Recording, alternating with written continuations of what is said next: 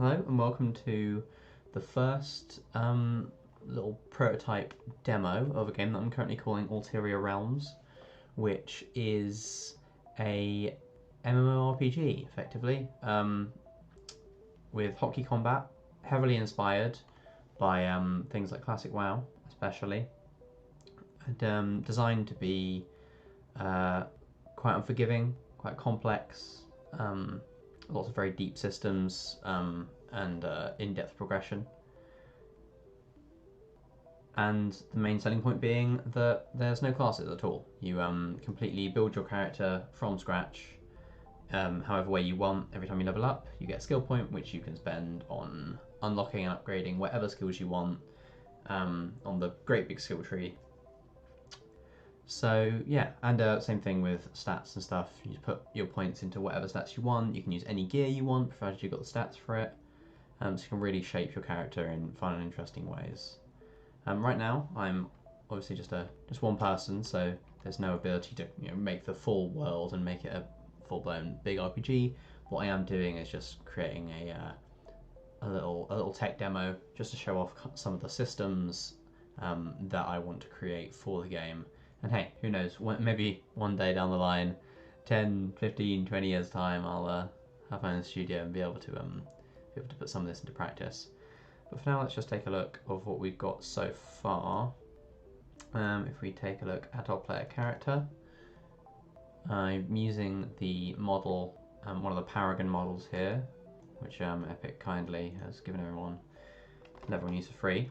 So here she is, basic character, capsule collider, and then the box collision for her weapon, which turns on when she attacks.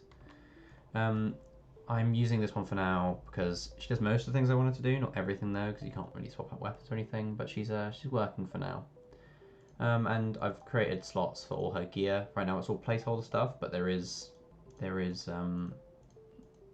in the game. I've separated left and right hands and left and right shoulders as well, so you can have different items on each shoulder and each hand. You'll be able to use any kind of weapons, any kind of gear that you would like, but right now everything's placeholder. They're just base chest, base head. I have created stuff like things that aren't base, like Knight Longsword, but it has the same stats. It's just to demonstrate that I can do that. So yeah, here's your character. Right now, all the abilities that I've got so far are stored as functions in the character. And she also has a load of different stats, which mean that she operates in a really nice and nuanced way. There's all sorts of different stats you can get. Strength increases your carry weight and your damage to varying degrees depending on the kind of weapon you're using. If you're using a big heavy weapon, strength's going to be more useful. A little knife, there's only so much the strength's going to help you. It's going to have a lower strength scaling. And strength also increases your health. Dexterity is movement speed, attack speed, and damage. Dexterity tends to increase your damage more than strength does, as it does in reality. Being more skilled with a weapon is normally more important than brute force, and it helps you more with lighter weapons. Intelligence, wisdom, and charisma. Right now, I'm not sure which of these I'm going to keep. I'm thinking about getting rid of wisdom and just bundling it into intelligence. But these are your magic stats, and they'll probably help you in the world in some way, in dialogue sections and things like that. Different spells, different spell schools scale differently with each of these. You have an energy system. I'm trying to avoid cooldowns as much as possible. And there's no mana either, because running out of mana is never fun for anyone. It just means that, oh, right, I can't play the game anymore. So that's no fun. You don't play around it, really, other than just, I have to stop playing the game to regen my mana. So we have an energy system, which is limited but fast regenerating, so you have to be mindful about how much energy you have and what you're spending on in the moment. Similar to something like Dark Souls. With armor, there is a bunch of different damage types. So you have armor values for every single different type of damage, which means that you can really customize your gear depending on what you're going to be going up against. If you're going to PvP, you know what's going to be happening. you'll probably go for a good mix of different armor types so that you're ready for anything. If you're going into a dungeon, you know it's there's a dragon in there, maybe you're going to get a lot of fire resistance. We just want to add a lot of complexity, a lot of nuance for the player to be able to do what they want. We don't want it to be the kind of oversimplified, overly streamlined stuff that you find in more modern MMOs, where kind of going back to a more old school way of doing things. You have a weight system, so you can wield whatever you like, but if it weighs too much, you are going to become over-encumbered. Over-encumbrance reduces your effectiveness, basically makes you slower, move slower, attack slower, and attack weaker. And if it's just a weapon is too far out of your weight range, you can't wield it at all. But largely, you are able to wield it, but it's it will just slow you down quite a lot. And these are just various stats. I'm going to go through all of them. So let's just hop into things. I'll show off some of the systems that we've got going so far. So here we go. It controls in a very similar way to many other games in the genre. If you've played anything like WoW, you'll understand how to move around. So mouse on screen, hold down right click, you can turn the character and the camera simultaneously. If instead you hold down left click, it's just the camera, not the character.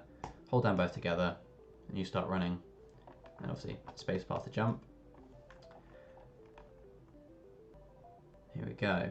Down the bottom you can see I've put together a set of hotkeys. Rather than just having one single bar like in most other games in the genre, and then having to add in other bars, I've just put them in there by default because everyone knows you're going to use 3 bars at least. So those are all just already there for you. This was the character panel. That's currently not implemented, but there it is. There is a feature right now. I don't think we're going to be able to kill these guys if we can't earn XP, but killing things earns you XP, which you can use to level up. When you do level up, you get a point to spend on one of the core stats, and that all works properly. Yeah, say a word for it on that. Yeah, that is working effectively, and these are all the slots for your items, which will be implemented soon, hopefully. There's a little bit of a bug with the buttons sometimes, but that's fine. So it held down here, energy down here, and here is our cast bar. It's all very tidy and neat. I've modelled the UI to be very efficient based on the sort of custom UIs you see featured in high-end play in other games in the genre. So here's currently our ability list. Once I put in the skill tree system, this will be populated by active skills that you've unlocked in the skill tree system. Right now it just contains all the skills that are currently in the game, just because the skill tree system isn't in, but what is in, this will be automatically populated by what you have unlocked. So let's get some skills. Currently it doesn't work on a drag and drop, it's a click. So click skill and then click a slot and it goes in. So we're going to give ourselves some a nice normal melee build here. And then we'll put our couple of spells in here too. Oh, I accidentally put that one in. Let's put block in there instead. Right, close that up. And there we go, we've got our skills on our bar. So tab to target. It targets the nearest target that is not your current target. So swap between these two if we do that. So if we move over here, we'll go to this one. I haven't yet put in an ability to click your target, but it works pretty well. Right, now I've got all my abilities on my bars. Let's demonstrate a few of them. So first up on 1, I've got charge, which dashes to the target, stuns them, and does a good chunk of damage. That currently is on a cooldown, so I can't do it anymore. And it also has a range on it, so that's fine. The damage of your physical abilities is based on a few things. So your strength and dexterity factor in, and how much each of those affect your abilities is based on what weapon you're using. And then a weapon has a physical power rating. as well, which factors in. So the weapon we're using currently factors everything in pretty well, and so when it comes to charge, the charge does a good amount of damage in comparison to others. The damage numbers are tuned very low, obviously, so I don't kill anything right now, just for testing purposes, but those will be bumped up when it's not placeholder items. I'm just demonstrating that the skills do function.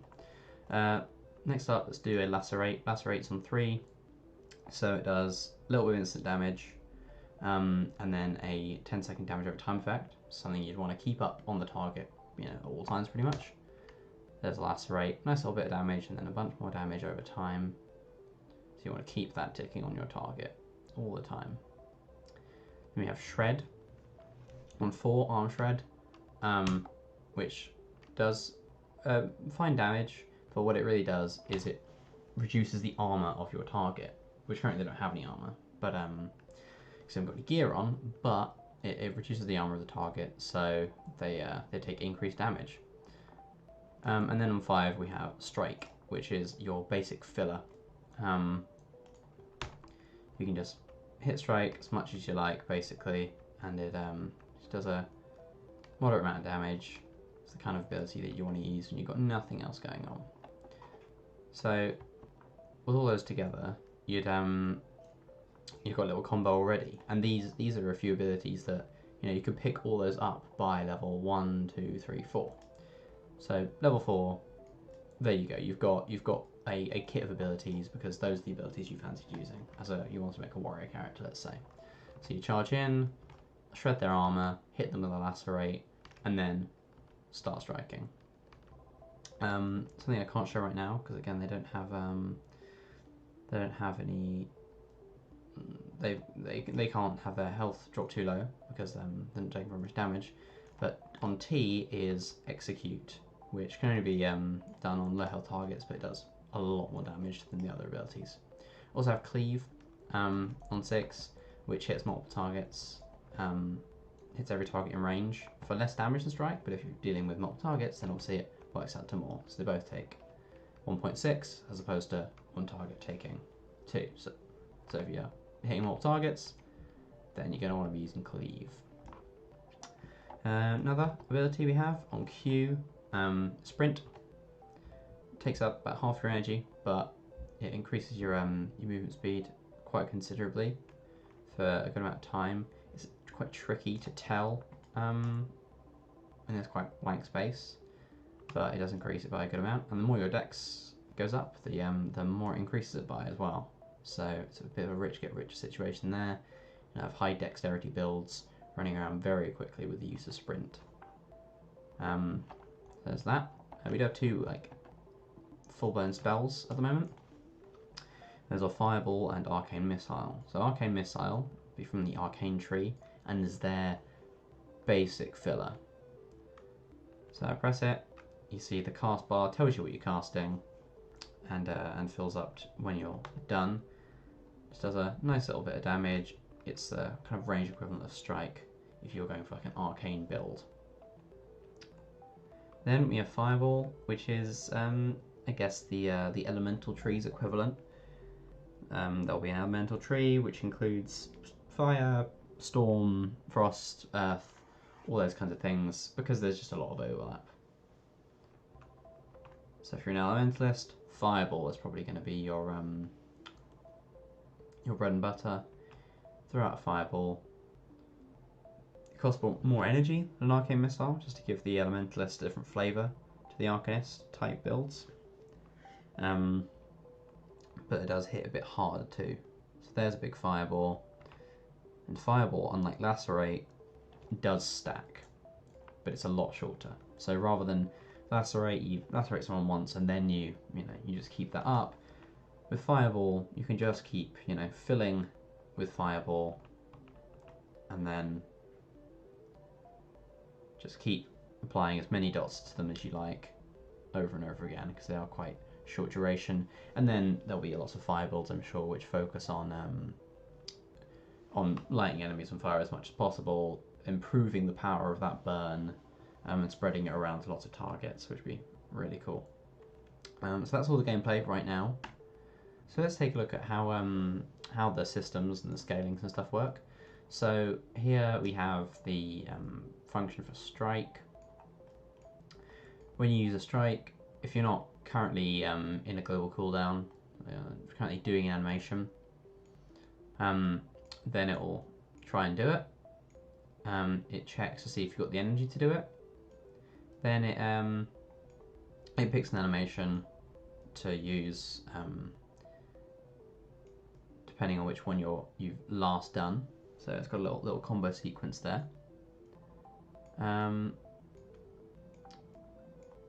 Then it checks to see if your hitbox is overlapping with your target, and if it is, then you trigger a global cooldown, or even if it isn't, you still trigger it. But either way, you go into a global cooldown, and if the target was in range, then you deal damage to them based on things like your physical power, your weapon. So your weapon has a physical power stat,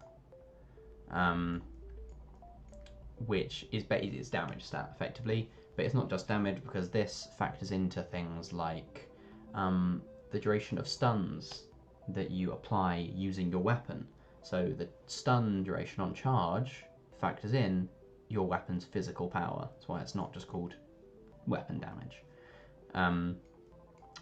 And it factors in, so your strength times your weapon's strength scaling gets added, and your dexterity plus your weapon's dexterity scaling gets added. All these things get added together, so that's your weapon's base damage, strength times strength scaling, dex times dex scaling, all add together to be the amount that is dealt to the enemy. Then the enemy gets it, and they apply their armor to it. So they find what damage type it is, find what their armor value is for that damage type, see if there's any percentage like flat damage reduction they have on them. Stuff like block. Your block ability currently reduces damage taken by 20%, I think. So any effects like that will be applied first, and then it'll take whatever your armor value is away from the amount of damage you're supposed to be getting, and then applies it to the character. So that's kind of the basic way that abilities and stuff work. The spells work a little bit differently in that they have a cast something function where it sets a timer for which you have to fulfill certain things, like stand still and not get interrupted.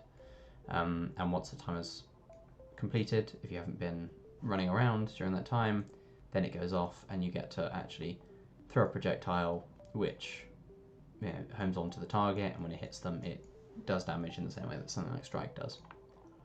That's the way a lot of systems work. I'm thinking about putting a similar idea for the whole cast and then receive functions on the physical attacks as well, but that's something that's not implemented at the moment. So yeah, that's kind of the current state of things. I'm going to keep working on this, and hopefully the next one we put in will be the skill system, which will be quite interesting. So there you go.